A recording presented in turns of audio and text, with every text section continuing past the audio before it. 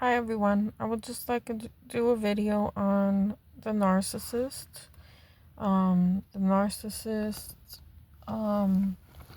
ability or whatever need to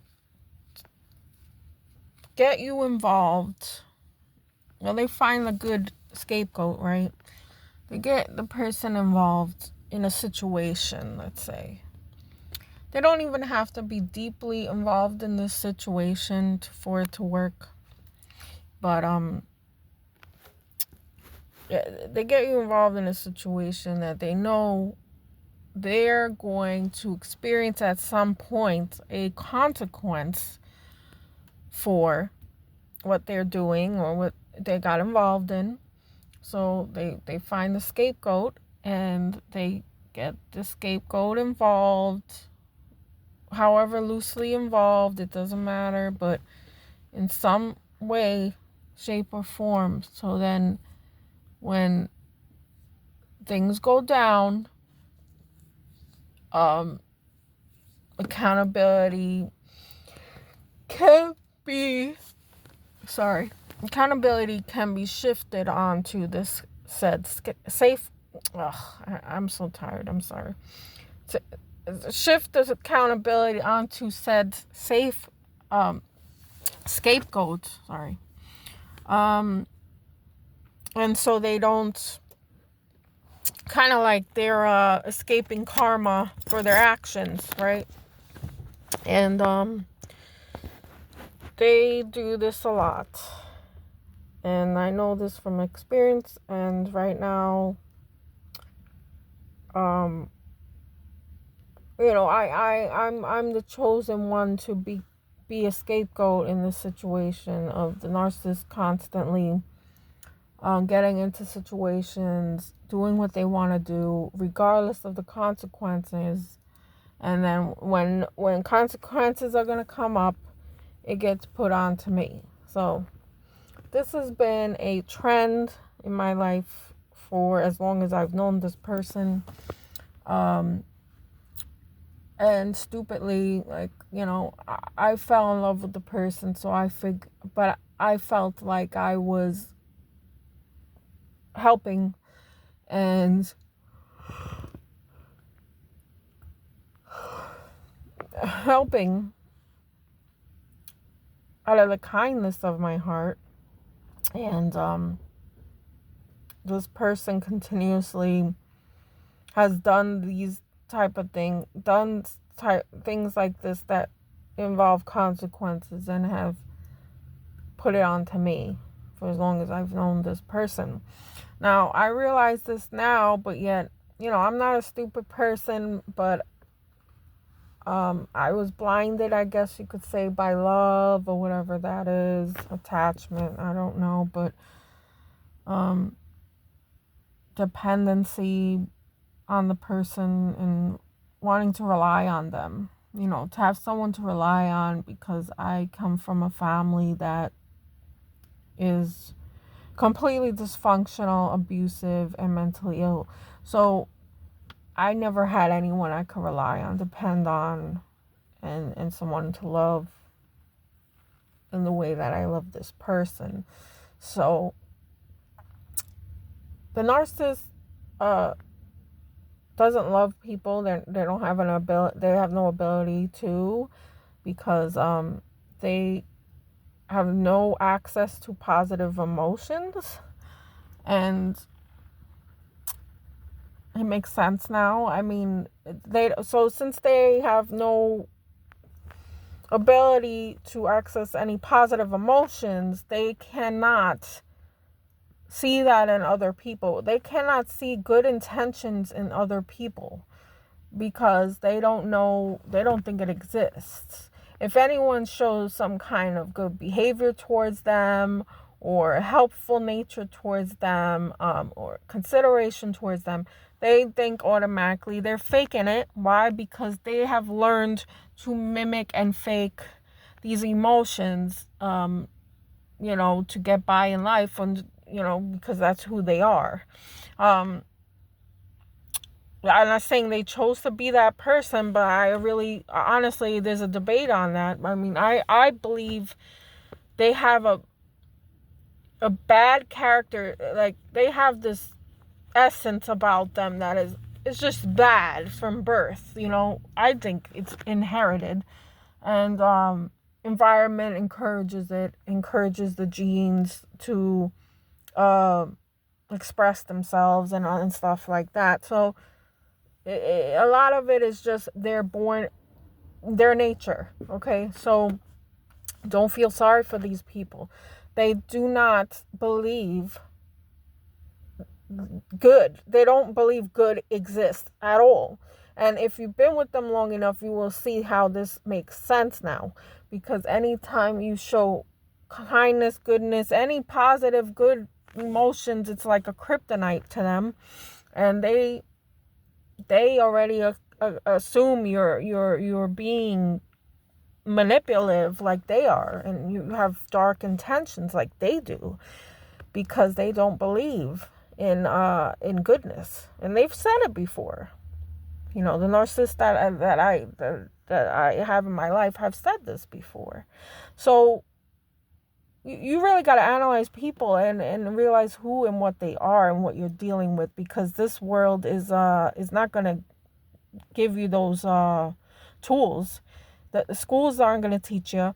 Your parents, I think good parents do teach this. I really believe that. Like, I don't know from my own experience, because my parents were not good, but I'm assuming good people, normal human beings, teach this about other people, that there are people out there that are just bad, just inherently bad, and all they could really do is mimic positive emotions.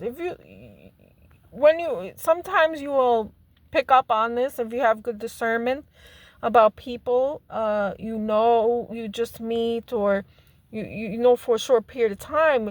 You can see how they're faking the emotions, and if you have very good discernment, it's important to do that.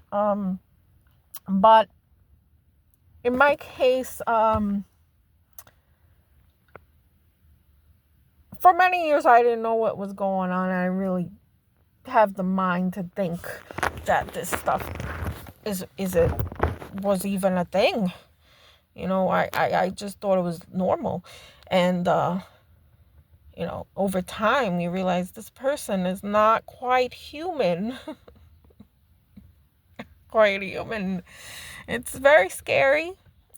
It's extremely frustrating in the beginning when you don't know what's going on. You don't have the tools, the knowledge. You don't know what the freak is going on. And but once you learn about it, you can't unlearn it. You can't unsee it. And you can't think of the world the same way ever again. And this show's everywhere. You see it everywhere. It's in our face now. It's a little bit more out in the open that these people are really worse than what they, people have said. Oh, watch out for psychopaths in movies and stuff like that. That's not even close to the amount of people that we encounter daily that are of this other species or something, because I would like to call it that. The only thing we have in common is that we look human, and they're human as well, in the sense that they have a body and all that, But the narcissist, there's so many bad things about these people that and there's no good. You think there's good there because you have good. And you will experience positive emotions, you will experience love, you will experience, etc. And so you think you're projecting onto them that they have all these emotions and feelings. They don't. And we're in a world, like, we're just thrown into this world, and it is eat or be eaten, in the sense that Even in the animal world, you see it. It's in nature that you see there's the predator and the prey. And unfortunately for us, I don't know if it's evolution, because of evolution, how we were, many, many years ago, before we evolved, we were more of an animalistic um, species where, we had to hunt we still hunt for our food, but we still have to hunt other animals to survive. So we're more civilized now, but this animalistic tendency remains in a lot of people that I don't know where it originated from. I'm researching as much as I can. I'm very interested in this, but they're more primal beings. They're not quite like us. Like, I don't know who I am exactly. I know I have borderline personality disorder. So I'm not saying I am some kind of good person or superhuman or normal person, but I'm very aware of, I'm very intuitive in who I am, into who I am and who others are. I've always been interested in that. So I don't know, but I have a lot of problems that honestly it feels like another person takes over and I'm not me anymore. But that's another story really to go into, involve myself in. But I do have empathy for people, and I am very, very, I have extreme emotions because of my borderline, and I feel very strongly. This means strong love, any emotion I have, it's accelerated to an abnormal high. And this means anger too. This is why I could be dangerous if I'm pushed, if my if justice is being, I'm very big on justice, and if you push me or push somebody else that I care about, or not even that I know this person, it could happen, but if I see an injustice and it goes on to the point where I can't contain myself anymore, I can get extremely angry and harm people. But because, like I said, I have been in physical fights with bullies when I was growing up, and also my stepfather, physical fights. So I mean, that's who I am. But I have a heart. My heart doesn't feel that since I've been through abuse that I gotta hurt people. No, because I have positive emotions, especially for other people. So, borderline is not narcissism. So it's very complicated if you don't understand the psychology and the diagnosis, and you gotta do your research. So whatever. Anyway, never mind. But like I said, the narcissist never seems to get caught or for anything, and when they do get caught, they want the person who held them accountable to suffer and to pay in some way. It's unbelievable, because they are relentless and they won't let you live it down. Like this narcissist I'm dealing with, he constantly brings up that I put him in jail and that I'm going to get you back for this and that you should go into jail. I'm going to get you to go to jail and stuff. I'm like, first of all, I didn't call the police. I never called the police. Every time someone else was, witnessing or hearing what was going on, and called the police on my behalf. And then it's like, doesn't get through to them. They don't care. They're just upset that they are accountable for something. So, they're very dangerous, very, very dangerous if they have targeted you as someone that has exposed them in some way. So, It's very dangerous. Um, please, if you're going through this situation, if you have, diagnosed this person, like, from your own research, you got to do the research. You can't just call people these things. You got to know what you're dealing with. If you know what you're dealing with, and you're positive about it, they check all the boxes, you need to get out. And don't tell them your plans on getting out. Don't tell them anything. Just do it. And unfortunately, you're gonna need a plan. You're gonna need to be stable in that. You need to cut all communication from that person. And the safest way to do that is to trick them into thinking that you're not a threat, okay? And getting out, but make sure you're safe when you get out. It's gonna be a little bit difficult.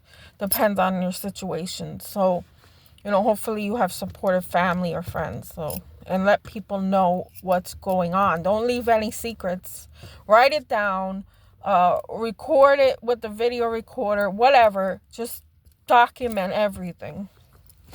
And please, these people are very dangerous. I've almost been killed by not my him too, but that's a different story. My ex-husband, and it's very scary. If you have children with the guy, like I do, I